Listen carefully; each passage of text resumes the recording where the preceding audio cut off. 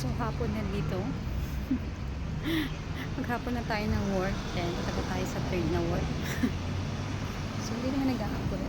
Nagantay tayo ng bus. Lili muna ako dito. Nakaka-good vibes lang.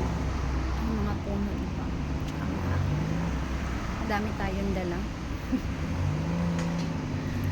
Kaya nga tayo nag-fresh ng suot para hindi tayo masyadong mainitan. Pero, nagpalit po tayo ng nag-work. Kasi masarap yung damit na to, malamig. Malamig sa katawan. So, kailangan mag-ano tayo. Isusuot natin, masarap sa katawan pag mainit. Yung malamig ba?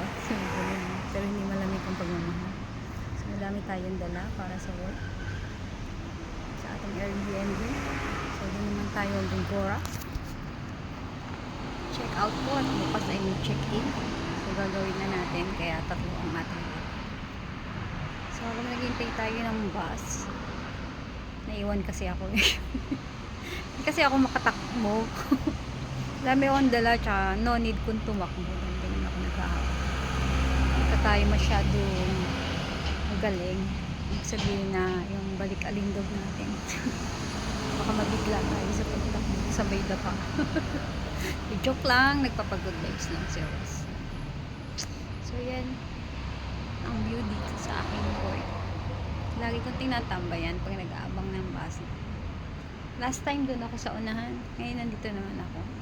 Dito sa may tapat ng igiban ng tubig. Free yan. Dito sa zone nila. Kung malapit nga lang, igib din sana ako. Para libre na na. Charot lang. Masarap lang magmuni-muni dito. Kasi ano, yung views. Tapos mahangin. Kalilim ka. Sana all may nililiniman. Charot na naman si Chris. So mag-vlog tayo, tagal lang bus eh. Kasoran. So tiyaga lang talaga. Ganun talaga, magka-part time. Kailangan i-good vibes yung sarili para hindi yan maboring ba. So good. Naka-good vibes na kanina eh. O diba, ang ganda ng ano dito. Nauuhaw sila, inom lang. Fresh pa yan, malamig pa.